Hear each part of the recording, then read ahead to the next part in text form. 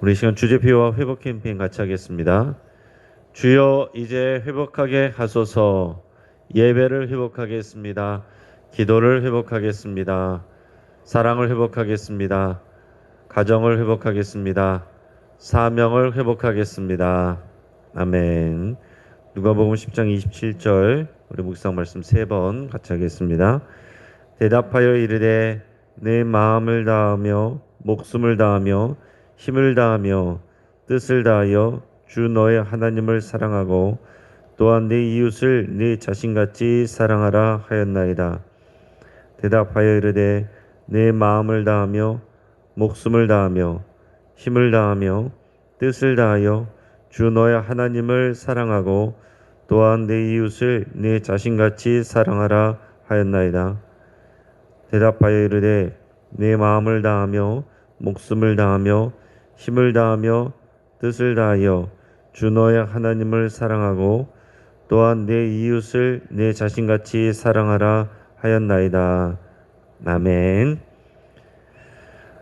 하나님께서 오늘 우리에게 주시는 말씀은 사사기 14장 1절에서 20절까지 말씀입니다. 사사기 14장 1절에서 14절 1절에서 20절까지 말씀을 교독하겠습니다.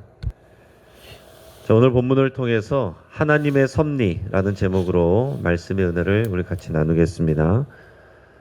이 조선시대에 유명한 명필가가 있었습니다.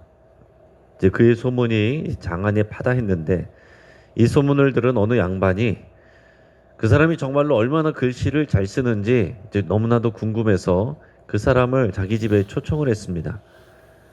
그래서 이 명필가가 이 양반의 집에 왔는데 그 양반은 자기의 집에 병풍을 보여줬어요. 근데 병풍에 어떤 그림이나 글씨가 없는 그냥 백지 상태로 있는 그런 비어있는 병풍을 보여주면서 여기에다가 당신이 글씨를 써봐라 이렇게 얘기한 것입니다. 그러니까 자기의 실력을 테스트해 보려는 그런 것이란 것을 이제 간파하고서 이 명필가가 붓에 먹을 잔뜩 묻혀가지고 그 양반에게 그 병풍에 잔뜩 뿌리라 그랬어요. 그 영문도 모르고 막 그 병풍에다가 뿌리니까 다 얼룩져 버렸죠. 그래서 누가 봐도 이것은 이 병풍 다 버렸다 이렇게 생각을 하게 됐는데 그러고 나니까 이제 이 명필가가 붓에 먹물을 묻혀가지고 차례대로 이렇게 글씨를 써나가는데 신기하게도 그 얼룩진 곳을 다 지나가면서 이제 글씨를 쓰는 거예요. 그러고 나니까 다 쓰고 나니까 그 얼룩진 곳은 하나도 보이지 않고 멋진 글만 이렇게 딱 써 있었습니다. 그것을 보면서 사람들도 그 양반도 감탄을 머금지 않았다 하는 그런 내용을 예전에 읽은 적이 있습니다. 그러면서 오래전에 읽은 내용인데도 그 내용이 항상 이제 기억에 남아 있어요. 아, 정말 멋있다. 정말 얼마나 이 자신감 있는 그 모습이에요. 어떤 조건을 주더라도 나는 거기에 아름다운 글을 쓸 수 있다 라는 그 자신감이 있다는 거 아닙니까? 여러분 사람도 이런 명품으로 글씨로 이렇게 얼룩진 것을 작품으로 만들 수 있는데 전능하신 하나님, 모든 것을 하나님의 뜻대로 아름답게 만드실 수 있는 하나님께서 우리의 인생을 우리가 실수했다라고 해서 그것을 사용하지 못하시겠느냐? 우리는 이것을 늘 생각할 수 있어야 되겠습니다. 하나님은 그의 사랑하시는 자에게 모든 것이 합력하여 선을 이루신다라고 그랬습니다. 이것이 우리의 믿음의 고백이어야 됩니다. 하나님은 우리에게 주신 능력도 사용하시지만 우리의 연약함도 사용을 하십니다. 하나님은 우리의 성공도 사용하시지만 우리의 실패도 사용하십니다. 하나님은 그렇게 하실 수 있는 거예요. 그래서 삼손의 서사를 읽다 보면 도대체 왜 이런 사람을, 왜 이런 가문을 하나님께서 사용을 하실까 하는 의구심이 들기도 합니다. 하지만 한편으로는 성숙하지 못하고 또 자기 본능에 따라서 좌충우돌하는 이런 삼손을, 망아지 같은 이런 삼손도 하나님께서 사용하시는구나. 하나님의 구원의 통로로 하나님께서 만들어가면서 사용하시는구나 하는 것을 깨닫게 되고, 그것이 하나님의 주권이고, 그렇다라고 하면 부족하고 연약하고 실수 많은 나도 하나님께서 사용하시겠구나 하는 우리가 그런 기대와 소망을 갖게 되는 것입니다.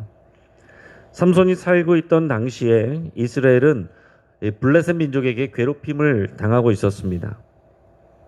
그런데 삼손은 자기 민족이 당하는 거에 대해서는 그렇게 분노하거나 아파하는 그런 모습이 전혀 없어요.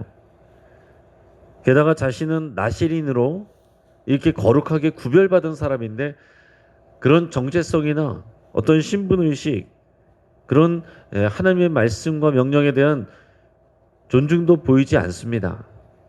오늘 본문 1절에서 3절 말씀을 같이 읽겠습니다.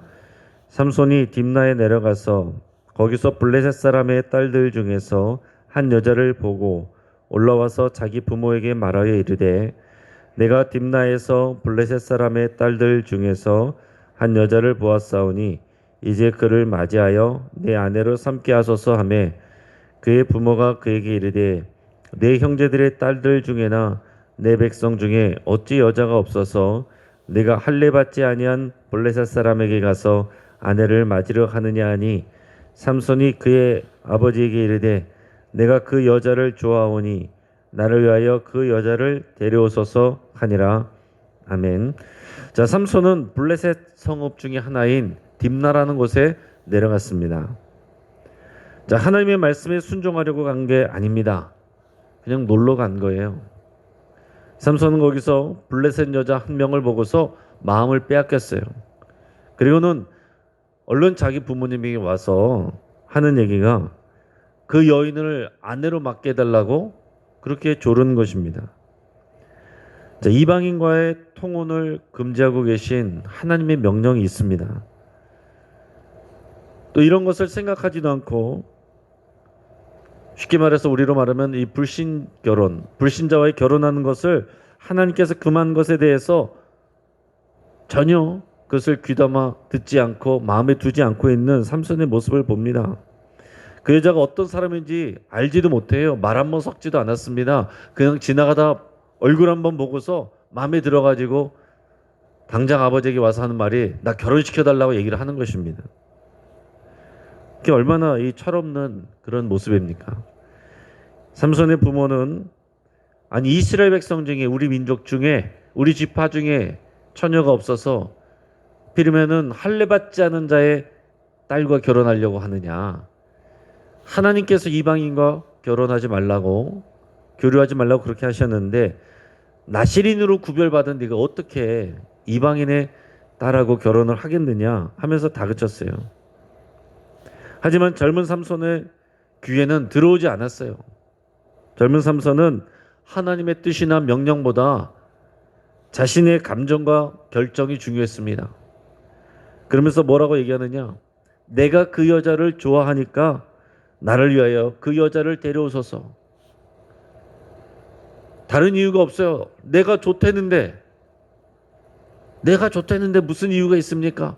빨리 그 여자를 데려오십시오. 이렇게 부모를 졸라댔습니다.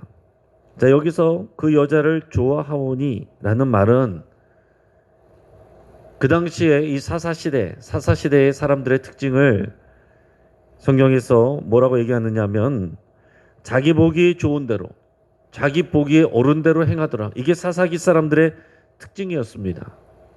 그러니까 하나님의 말씀에 따라서 행하는 것이 아니라 그 말씀에 순종하여서 사는 것이 아니라 자기 보기에 옳은 대로, 자기 생각에 옳은 대로 행하였더라. 이것이 사사기 백성들을 한마디로 표현하는 그런 표현이에요. 그런 표현이 사사기 말씀에 여러 군데 나옵니다. 자기 생각에 옳은 대로, 자기 의견에 옳은 대로, 자기 보기에 좋은 대로 행하는 것이 이 사사기 사람들의 특징인데 지금 삼손도 그렇게 하고 있다는 것입니다. 내 눈에 좋으니까, 내가 보기 좋으니까, 내가 하고 싶으니까. 이게 마치 요즘 현대인들의 그런 말과 같지 않습니까? 네가 좋으면 하라. 네가 원하면 하라. 네 마음에 들면 하라. 다른 사람들의 말 듣지 말아라. 그런 굴레를 벗어 던지라. 지금 이 시대에도 이거 얘기하고 있거든요. 성경에 있는 말, 교회가 하지 말라 그러는 거, 그거 다 굴레다. 너는 너의 삶의 주인이니까 모든 굴레를 벗어버리고 네 눈에 좋은 대로, 네 생각에 옳은 대로 그대로 해라. 옳은 길이란 것은 없다. 네가 가면 그것이 옳은 길이다. 지금 세상이 말한 것이 그거예요. 근데 그게 바로 사사기 때의 특징이다라는 얘기입니다. 지금 삼손도 내 눈에 좋으니까, 내 눈에 보기 좋으니까 그 여자 데려오라. 뭐 이렇게 지금 막무가내로 삼손이 나오고 있는 것입니다. 그런데 4절에서 놀라운 내용이 나와요. 4절 말씀을 같이 읽겠습니다. 그때에 블레셋 사람이 이스라엘을 다스린 까닭에 삼손이 틈을 타서 블레셋 사람을 치려 함이었으나 그의 부모는 이 일이 여호와께로부터 나온 것인 줄은 알지 못하였더라. 아멘. 자, 뭐라고 그랬습니까? 지금 이 상황이 이스라엘을 괴롭히는 이 블레셋에 대한 응징의 의미를 담고 있다. 그 계획을 담고 있다라고 지금 기술하고 있는 것입니다. 자, 그런데 삼손의 부모는 이 일이 여호와께로부터 나온 것인 줄을 모르고 있다라고 그랬어요. 자, 원문에서는 삼손이라고 표현되어 있지 않습니다. 여기서는 삼손이 틈을 타서 이렇게 되어 있는데 삼손이라고 되어 있지 않고 원문에는 그가 이렇게 되어 있습니다. 여기서 그는 삼손이 아니라 실제로는 하나님을 가리키는 거예요. 그러니까 삼손이 여기서 그런 민족의 어떤 원수를 갖거나 하나님의 뜻대로 이 블레셋을 응징하고자 하는 그런 계획을 삼손이 미리부터 갖고 있었다는 것이 아니고 삼손 뒤에 계신 그 위에 계신 하나님이 이 상황들을 통해서 하나님의 백성을 괴롭히는 블레셋을 응징하고자 하는 계획을 이루고 계신 것이었다. 이것은 삼손이나 그 가족이 얘기하는 게 아니겠죠. 지금 이 사사기를 쓰고 있는 그 기자가 이 얘기를 하나님의 시선에서 판단해서 이렇게 쓰고 있는 것입니다. 당장 그 상황 속에서 삼손 눈에는 보이는 게 없어요. 내 눈에 좋은 대로 자기 눈에 예쁜 그 여자만 보이고 있고 지금 삼손의 부모 눈에는 철없이 행동하는 이 아들의 모습만 보이고 있습니다. 그러나 몇 발자국 더 뒤로 떨어져서 전체 이 역사를 바라볼 때 이것은 하나님이 역사하고 계신다라는 것을 나중에 이것을 판단하면서 기록하고 있다라는 얘기입니다. 삼손은 그저 자기 욕망대로 행동하고 있을 뿐입니다. 그런데 하나님은 그런 삼손의 철없는 행동을 통해서 하나님의 구원 역사, 자기 백성을 구원하시고 자기 백성을 괴롭히는 블레셋을 응징하는 하나님의 심판과 신원의 일을 행하고 계신다라는 얘기입니다. 이것이 하나님의 섭리예요. 삼손은 계속 나실인으로서 어울리지 않는 행동들을 합니다. 자, 그런데 자식 이기는 부모가 없다라는 말이 그 당시에도 그대로 적용이 돼요. 삼손의 부모는 이 철없는 삼손의 말에 처음에는 거절했지만은 어떻게 할 수가 없어요. 막무가내로 나오니까 같이 삼손을 데리고 그 여자를 보러 같이 갔습니다. 같이 갔는데 삼손이 가서 이제 그 여자하고 처음 얘기를 해보는데 처음 얘기해보는 거예요. 근데 옆에서 이제 부모님은 아무 얘기도 안 하고 있어요. 삼손만 그 여자하고 얘기를 해보더니 자기 마음에 들었어요. 그래서 결혼을 하기로 더 굳게 마음을 먹었습니다. 자, 그런데 삼손이 그 다음에 딥나의 포도원에 다다랐을 때 그 여자를 원래 만나러 가는 그 길 가운데 일입니다. 그 딥나의 포도원에 다다랐을 때에 자기 혼자 있었던 상황인데 젊은 사자를 만나게 되었다라고 그랬어요. 이거는 정말 동물 사자입니다. 그 사자가 이 맹수에게 사자에게 물려 죽을 수 있는 절박한 상황이었는데 그때 느닷없이 여호와의 영이 강하게 삼손에게 임하였다라고 그랬어요. 그래서 이 초인적인 힘이 삼손에게 갑자기 부어져서 그 사자를 맨손으로 마치 염소 새끼를 찢듯이 그렇게 찢어서 죽였다라고 기록하고 있습니다. 그러고서는 이 일을 부모에게 말하지 않았다라고 그랬어요. 굉장히 특별한 얘기죠. 영화 같은 얘기입니다. 그러고 나서 얼마 후에 혼인잔치를 하기 위해서 그 길을 다시 삼손이 지나가다 보니까 그 죽어있던 그 사자의 몸에 벌들이 와서 꿀을 만들어 놨습니다. 그것을 보고서 삼손이 손으로 꿀을 떠서 길을 가면서 먹고 그 꿀을 가져다가 부모님에게도 드렸더니 그 부모님도 그 꿀을 먹었습니다. 그런데 삼손이 그 꿀을 어디서 가져왔는지는 말하지 않았어요. 자, 그런데 이게 왜 문제가 되냐면 삼손은 나실인이에요. 구별된 사람입니다. 거룩하게 구별되고 하나님께 드려진 사람입니다. 포도주와 독주를 또 부정한 것을 모든 부정한 것을 먹지 말아야 될 뿐만이 아니라 가까이 하지도 말고 만지지도 말아야 됩니다. 이 시체 죽음을 만지면 그 사람도 거룩하지 않게 되는 것입니다. 그래서 죽음을 만지면 안 되는 거예요.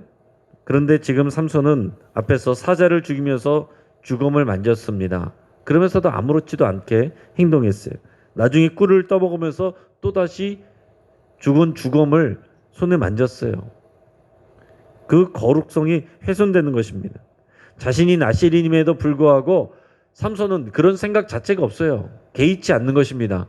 그런데 부모에게도 떠들여서 먹게 하고서는 어디서 가져왔는지는 말하지 않았다라고 그랬어요. 이게 뭘 얘기하겠습니까? 하면 안 된다는 것은 알고는 있는 거예요.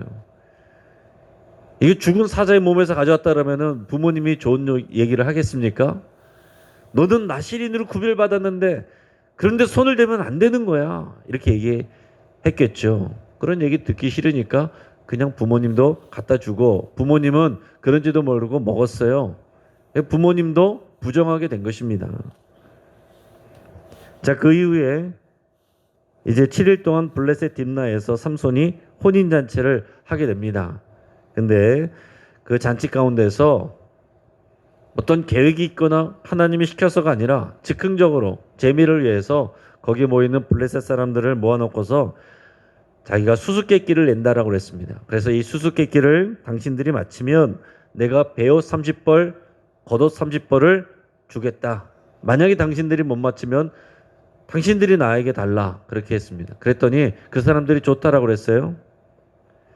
그 다음에 우리 14절 말씀을 우리 같이 읽겠습니다. 삼손이 그들에게 이르되 먹는 자에게서 먹는 것이 나오고 강한 자에게서 단 것이 나왔느니라 하니라. 그들이 사흘이 되도록 수수께끼를 풀지 못하더라. 자, 먹는 자에게서 먹는 것이 나오고 강한 자에게서 단 것이 나왔다. 자기가 사자를 죽였는데 거기에 나중에 꿀이 있어서 그 꿀을 먹었다라는 것을 지금 수수께끼로 문제를 낸 것입니다. 자기만 하는 일인데 어떻게 그 사람들이 알 수가 있어요. 근데 사흘이 지났는데도 당연히 블레 사람들이 이 수수께끼를 풀 방법이 없습니다. 그래서 안달이 나서 7째 날이 되니까 삼손의 아내에게 이 블레셋 사람들이 와서 협박을 합니다. 이 수수께끼 비밀을 남편에게서 빨리 알아내서 우리에게 가르쳐주지 아니하면 너와 너의 부모를 다 죽이고 불살라 버리겠다. 이렇게 무섭게 협박을 했습니다. 그러니까 이 여인이 또 삼손을 또 졸라대는 거죠. 당신은 나를 사랑하지 않는 게 분명하다고. 그 수수께끼를 왜 나한테도 가르쳐주지 않느냐고 얘기를 하면서 막 성화를 합니다. 그러니까 삼손이 아니 이 얘기는 내가 내 부모님에게도 안 가르쳐줬는데 어떻게 당신에게 가르쳐주냐. 그랬는데도 계속 성화를 하고 나 이러면 못 산다. 뭐 이렇게 하고 하니까 결국에는 삼손이 못 이기고서 얘기를 다 해줬어요. 그러니까 바로 그 여자가 블레셋 사람들의 그대로 다 얘기를 전해줬습니다. 그 다음에 어떻게 됐는지 18절에서 20절까지 말씀을 우리 같이 읽겠습니다. 자, 시작. 7째 날 해지기 전에 성읍 사람들이 삼손에게 이르되 무엇이 꿀보다 달겠으며 무엇이 사자보다 강하겠느냐 한지라. 삼손이 그들에게 이르되 너희가 내 암송아지로 밭갈지 아니하였더라면 내 수수께끼를 능히 풀지 못하였으리라 하니라. 여호와의 영이 삼손에게 갑자기 임하심에 삼손이 아스글론에 내려가서 그곳 사람 30명을 쳐 죽이고 노력하여 수수께끼 푼 자들에게 옷을 주고 심히 노하여 그의 아버지 집으로 올라갔고 삼손의 아내는 삼손의 친구였던 그의 친구에게 준 바 되었더라. 아멘.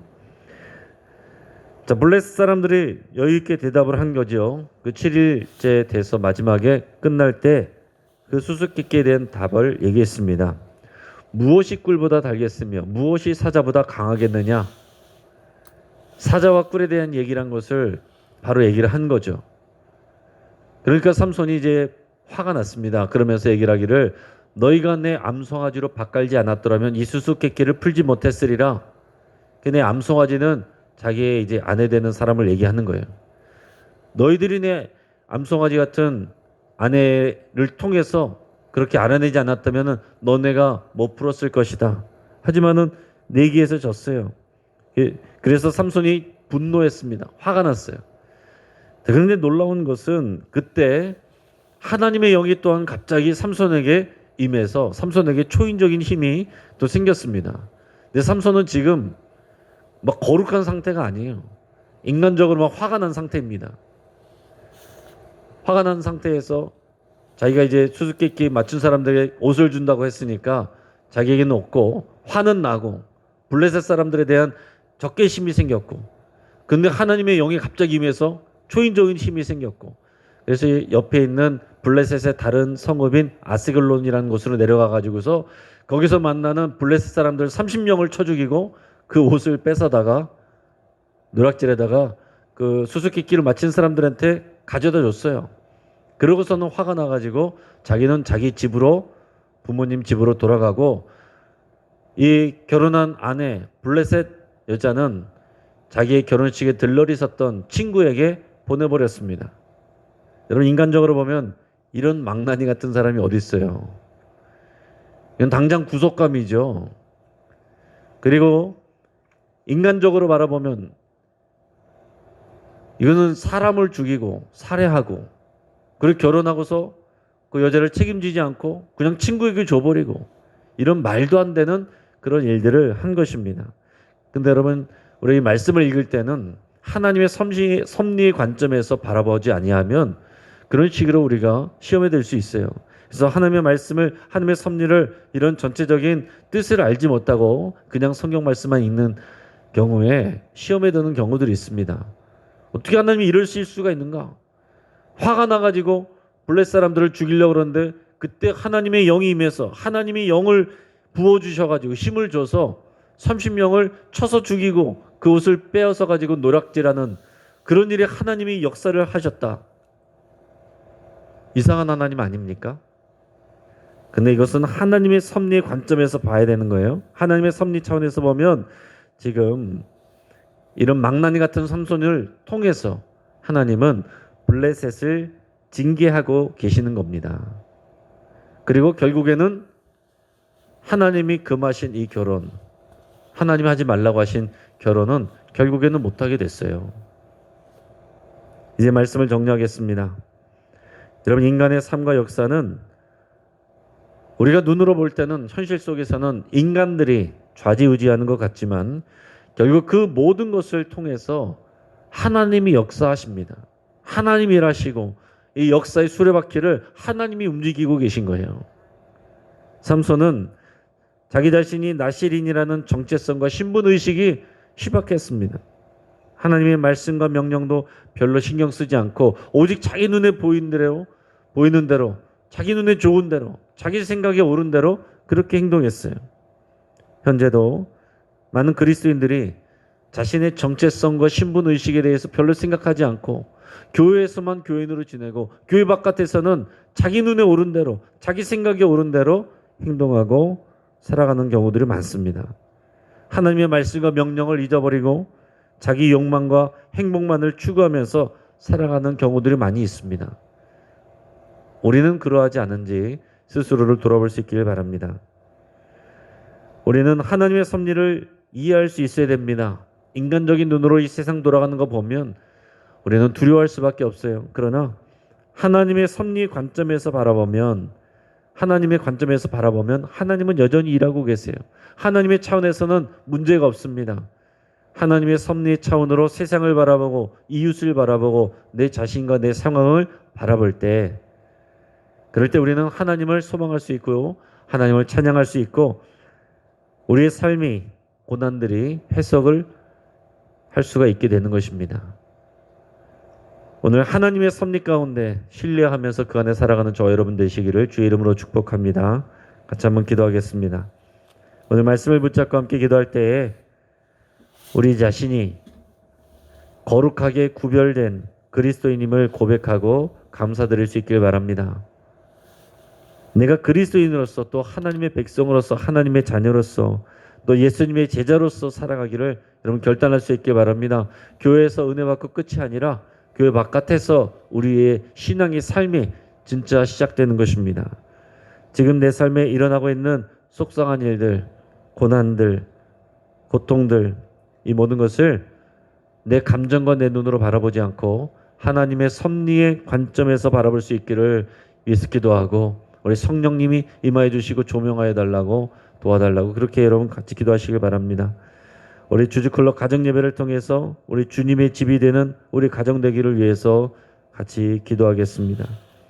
또 나를 힘들게 하는 사람들, 그런 고통스러운 상황들도 나를 구원하고 나를 성숙하게 하시는 하나님의 섭리임을 여러분 고백하시고 이 모든 상황에서 하나님께 감사드리고 하나님을 신뢰하기로 결단하며 기도할 수 있길 바랍니다. 또 우리 영신교회가 더 전도하고 선교하는 일에 더욱 쓰임받기를 이 땅 가운데 하나님의 뜻을 드러내고 하나님의 구원 역사를 이루는 통로가 되기를 위해서 간절히 기도하겠습니다.